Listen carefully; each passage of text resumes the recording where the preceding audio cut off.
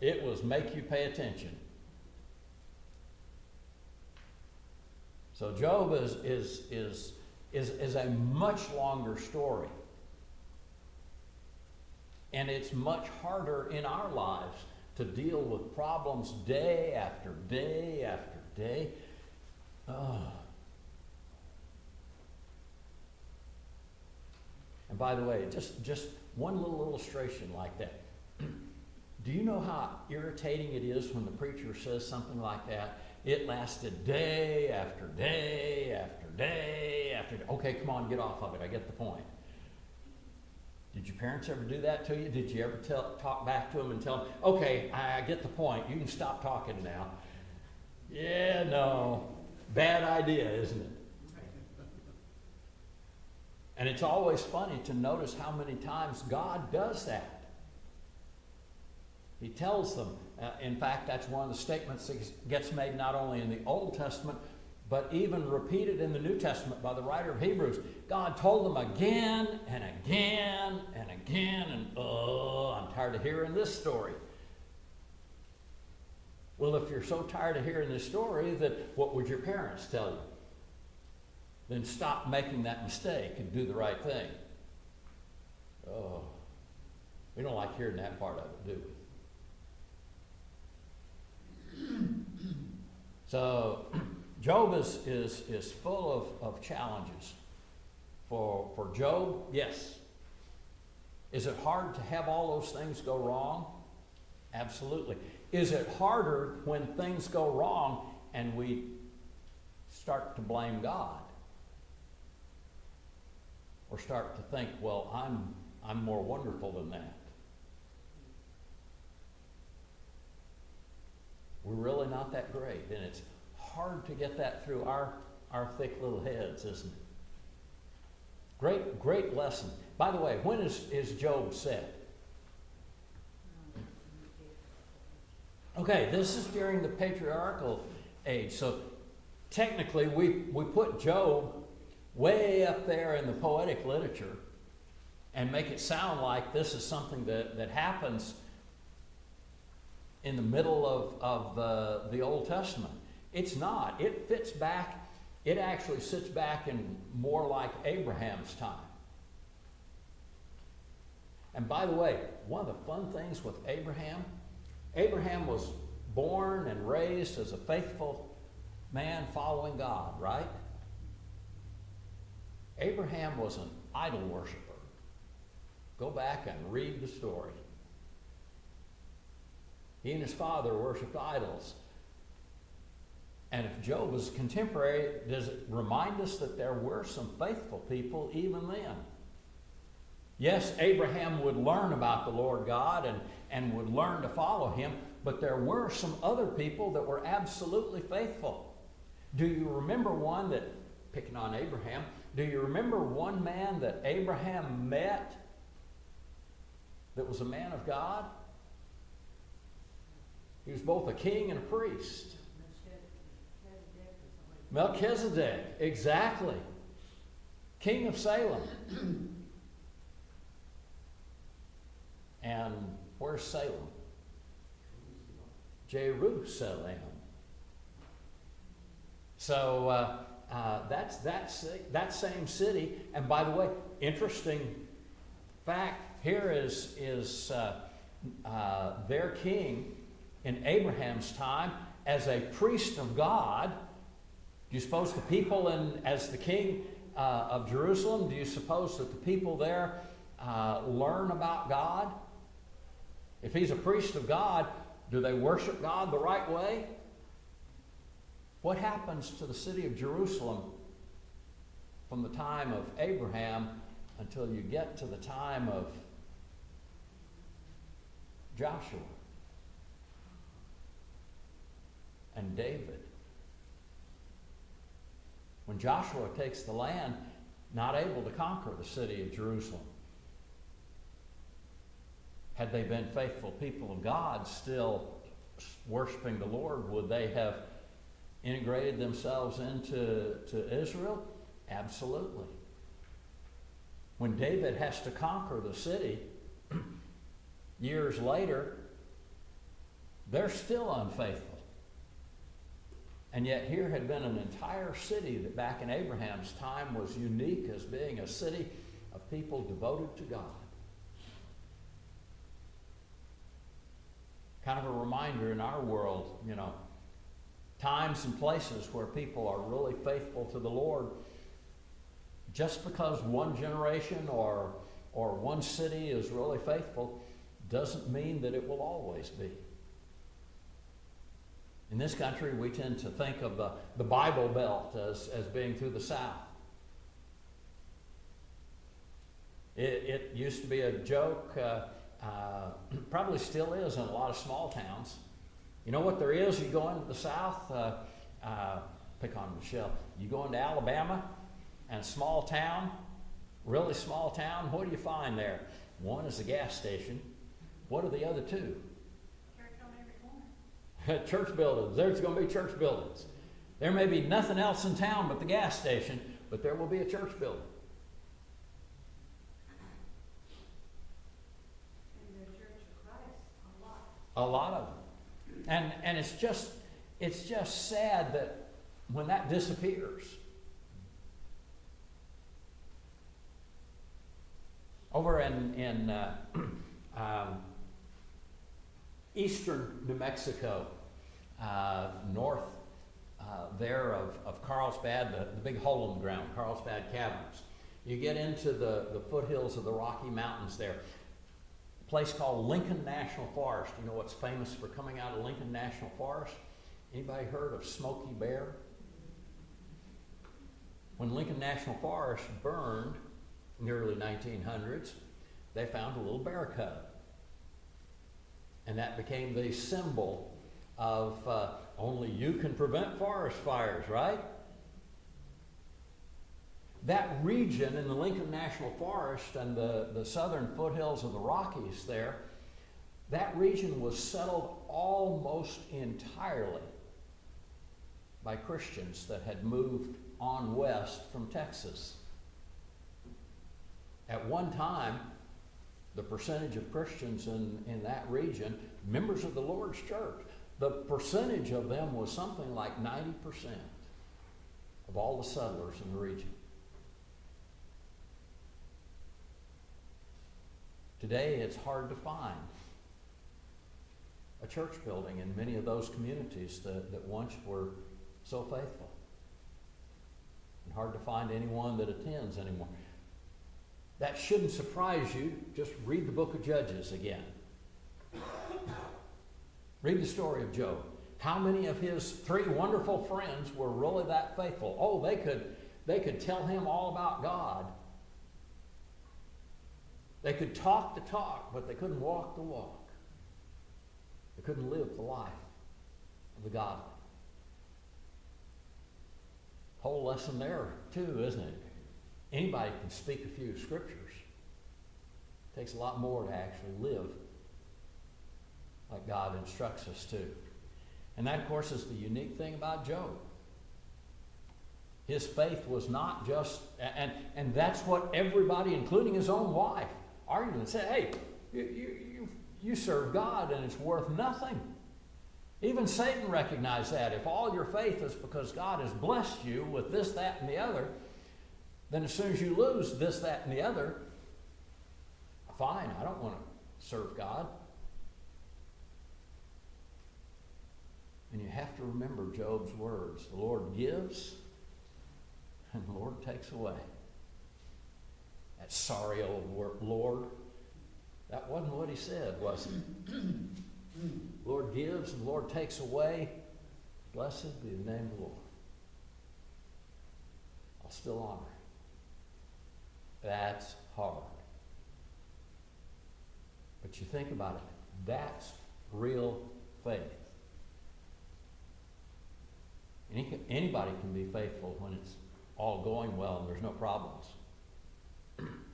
It's when it gets hard that tells who we really are.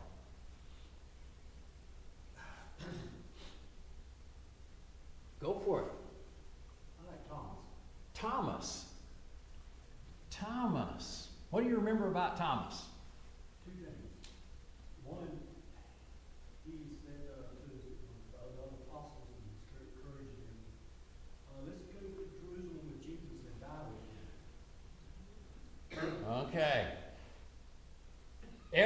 remembers Thomas Howes. What's the other name for him? Doubting Thomas. We remember him because after the resurrection, it's Thomas that stands there. The other disciples have seen Jesus raised from the dead, and they're telling him all about it, and they're excited. And he says, well, unless I see it, I won't believe. Well, some people are just visual learners. But the part we forget about Thomas is that first part of the story. The other part too is he wanted fast. He didn't want to make any decisions on rumors. He wanted fast. Hearsay is just not. If you ever call to testify in court, be sure and tell the judge in the court there, I heard. They're going to shut you down so quick. I mean, it'll make your head swim.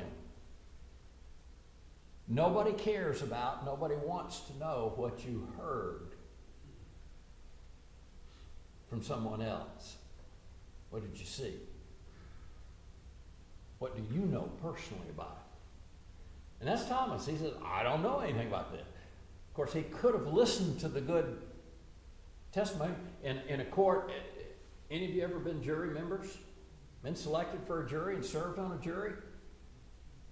They bring in witnesses that will tell you what they saw and heard, and you're supposed to make a decision based on that. Thomas actually had kind of a problem doing that, didn't he? And by the way, if you've served on a jury, you know the questions that come before you get to serve. So if you hear the facts in the case, can you make the right decision even if it's difficult? Well, no, I brought my gun and my rope. We're going to hang him anyway.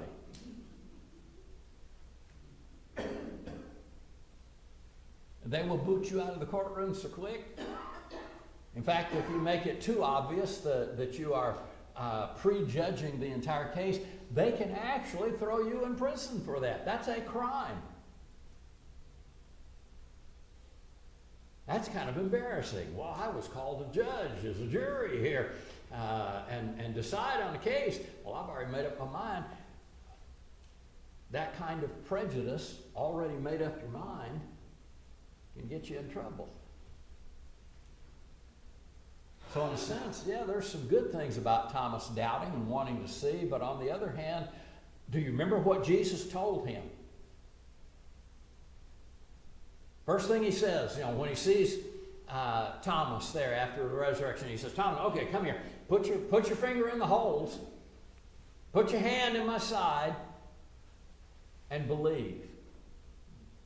What was Thomas's response? What were his words? You remember? I believe you are my Lord. In fact, his first words are, my Lord and my God.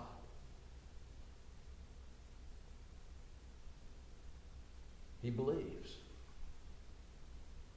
And it's interesting what he believes based on the evidence there. Jesus is a figment of somebody's imagination. He's an imaginary spirit. All those weird stories that people make up about Jesus, he was just a man, a fake. He was just a spirit. None of this was real. And he was made by God.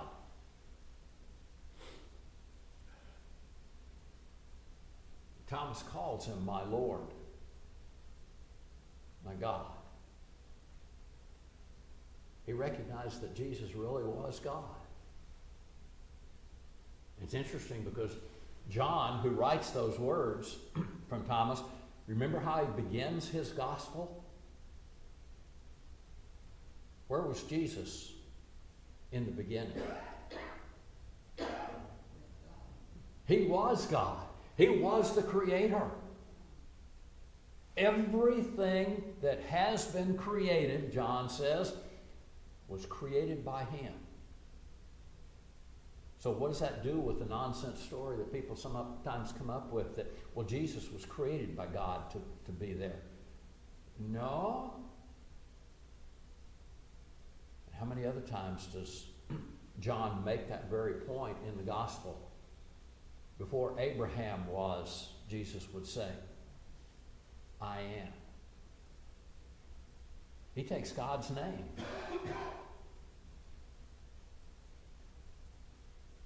It's sad when we try to make little stair steps of minor, big God and there's minor gods. And Jesus is one of the minor gods. No. That's the world's view of things. What the Bible says that Thomas learned was, this is my God. The real God. Now, by the way, if Thomas was wrong, what is that called? Big, fancy, long word. Blasphemy. He's degrading the real God. And yet that's not what he gets called down for. In fact, he's told, hey, you are blessed because you saw and believed. But do you remember Jesus' next word? You're blessed, Jesus says, because you saw and you believed. What's the next thing that Jesus says? Blessed are those who don't see. That's one of those your English teacher, your Greek teacher would tell you, that's a comparative. Okay, you know about comparatives. There's good, there's better, and there's best.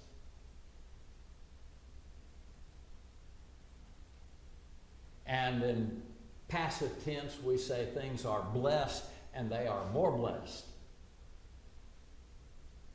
Now, which one is the better blessing to have? The more blessed or the cheap little blessing? We understand the comparatives. And Jesus uses the comparative. He says, Thomas, you're blessed because you saw and believed. But he uses that comparative. And he says, more blessed are those that will not see, yet believe. You realize he's talking? Jesus does that a lot, and John's gospel makes that very evident several times. Jesus talks about us. When he prays that high priestly prayer, as we sometimes call it, there before his crucifixion, he prays not for these, the apostles only in the room, but for all those who through them, because of them, would come to believe. How do we know about Jesus and what he did for us? From this book, from our Bible, from the New Testament. And it's written by those people that actually saw and knew.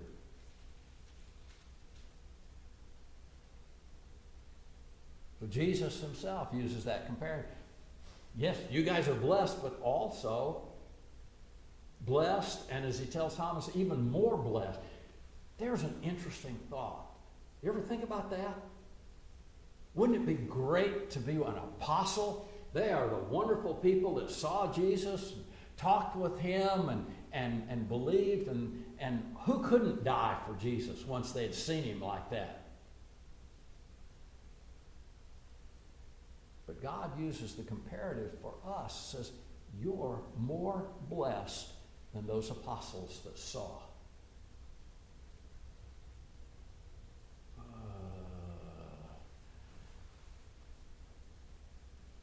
Never thought about it that way, huh? Our faith is greater than theirs. Anybody can believe in something they can see. It takes greater faith to believe in something you can't see. Is it any less true because you can't see it? How many of you have ever seen gravity? I guarantee you, if you trip and fall, gravity works. And you will fall down and smash your nose and bump your knee and all those things, all caused by something you can't see. Remember seeing the pictures of men walking on the moon? They take one little step and just fly. They fall down and they just kind of bounce back up. Must be nice, huh? Especially when you get older and you fall down. That's no fun at all. Imperative that God sets the standard that we are more blessed because we haven't seen like they did. There's a lot of things that God says that I just don't understand. And I'll admit that's one of them. How on earth could we be in any way, shape, form, or fashion better than those 12 men that walked this earth with Jesus? Yes, Jesus says that's real faith. That's real faith.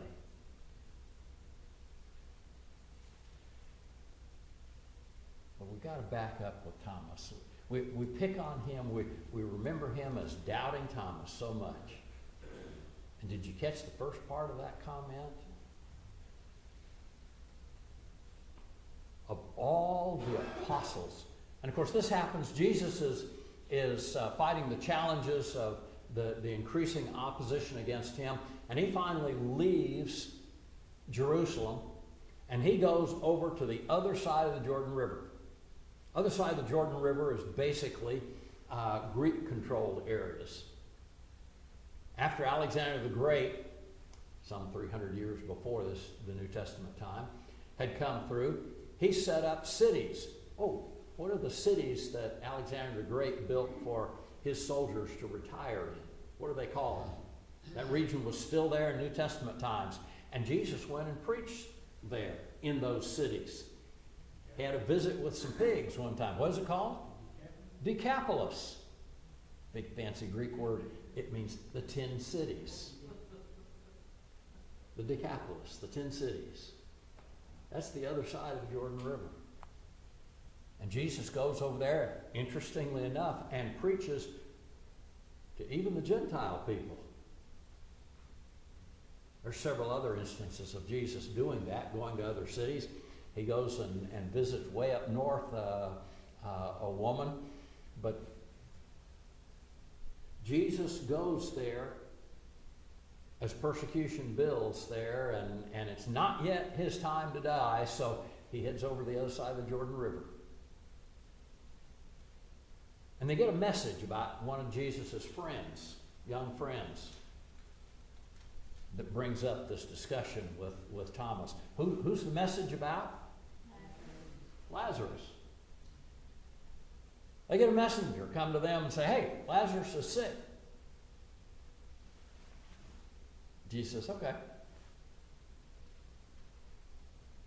And finally they get another messenger that says, Lazarus is asleep.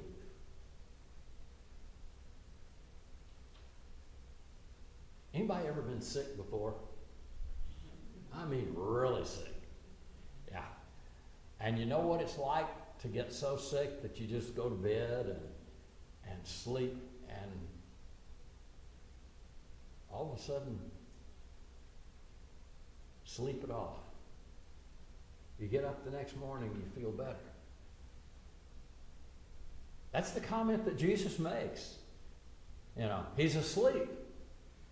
And the disciples look at that and say, well, no problem. If he's asleep, he'll get better. We know how that works. We've all been there. And then,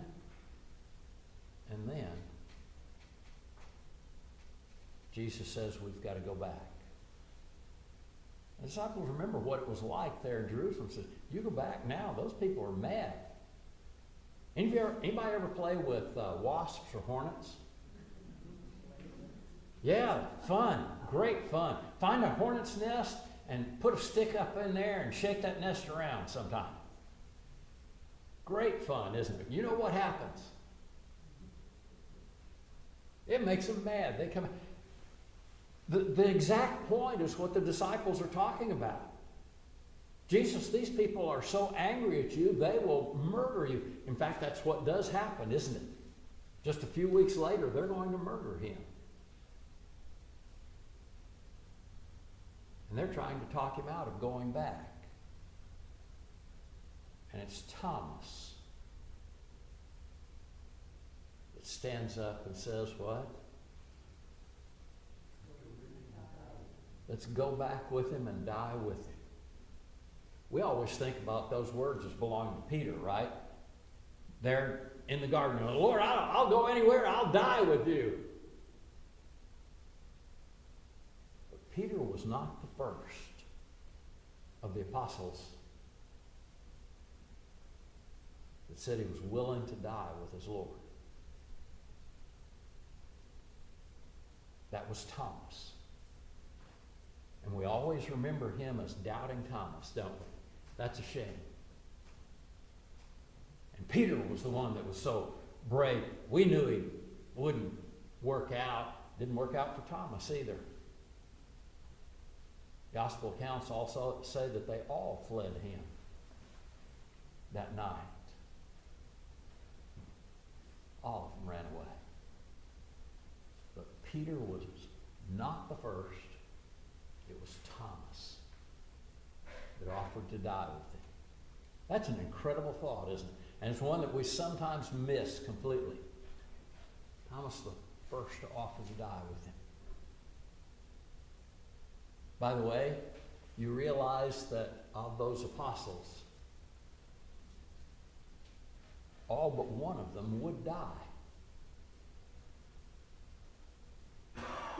Horrible deaths, murdered because they served the Lord. Who's the exception? Who's the only one that died of old age? John. And that led to a great joke in the early church. And John tells it on himself at the end of his gospel. Peter's being told by Jesus all about the things that are going to happen to him and how he would die. And he looks over at John and he says, hey, John's his best friend. They've worked together in their commercial fishing business for years. They will, as apostles, work together for years.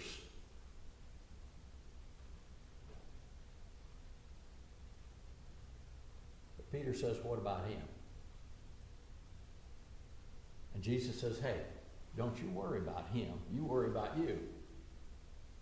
But he puts it in a very special way. He says, if I wanted him to remain until I come back again, that's none of your business. How many of you ever got told by your parents or your teachers that things were none of your business? That's exactly what Jesus is telling Peter. He says, that's none of your business. And John admits that people, the saying, how did that saying come about that John was going to live until Jesus came again? Who would tell such a story? Who apparently is the one person that knows the story that Jesus was talking with? Peter? And John reminds us at the end of the gospel, he said, he didn't say, I'll live forever. He just said, that's none of your business. As far as we know, John does live to a very old age. And seems to be the only one of the apostles to die of natural causes. Interesting story. Interesting story. So many things about Thomas there that link in. Traditional story is the usual tradition story. The oldest traditional stories is that Thomas died somewhere out in India, still preaching the gospel. And I've mentioned before, there are congregations, there are people in India that will tell you, said, yeah, they have stories in India, not of the first preachers that ever reached them up in the 1800s, but the first preachers that ever reached them telling the story of Jesus in that very first century. And by the way, that's a good reminder too. We talk about the book of Acts as what? What do we call it? The Acts of what? You know what it should really be called? Some of the Acts of some of the apostles. Well, that's too long a title. Wait till you see the length of the title on the book of Revelation that was used a few hundred years after the New Testament. But you get the point. Wouldn't it have been great to have a book? And by the way, one of the most popular pseudo-biographical books up about the 2nd and 3rd, especially into the 3rd and 4th century, are the books of Thomas. There's an infancy narrative of Thomas. There's a Gospel of Thomas, all of which are very obvious 200 or 300 years after the time of Thomas. Fake stories, not really. I have copies of them somewhere. You can tell how impressed that they are. I'd have to go and look and see where they were. Are they important? Are they worth reading? Not in the least. Give you just one little sample of that. The infancy narratives of Thomas, written around around 250, 300 years after the time of the New Testament. So we're up in the 3rd and 4th centuries. The infancy narrative of Thomas tells about Jesus being a mean little kid. And how one of his little friends, he's maybe 6, 7 years old or so, and one of his friends insults him about something, and he just zaps him, kills him right there. And Joseph, his father, comes to him and demands that he raise that child from the dead. And he lectures Joseph, I kid you not, in the infancy narratives. He lectures Joseph. Don't you tell me what to do, old man, or I'll zap you too. You see why I say that's a load of nonsense? There's nothing there worth reading. There's nothing there worth reading. By the way, do you know the most famous story of George Washington that appeared 100 years or so, 150 years after he was dead? How he cut down the cherry tree? We hear that in school, don't we? Used to. Is it true? Not an ounce of truth in it. Nobody's ever, no historian, no researcher has ever looked at George Washington and said, yeah. It's just a made-up story, trying to prove the point that he was a good man. Isn't the fact that he's a good man better proved by the life that he led and things that he did? Isn't the story of Jesus much better proved about who he was by what we actually know from God about him? Do we need made-up stories from weirdos? Not really. Thomas, an amazing person. We're out of time. But you know who's next. So you get a whole week to think about it. Thank y'all. We'll pick up there next week.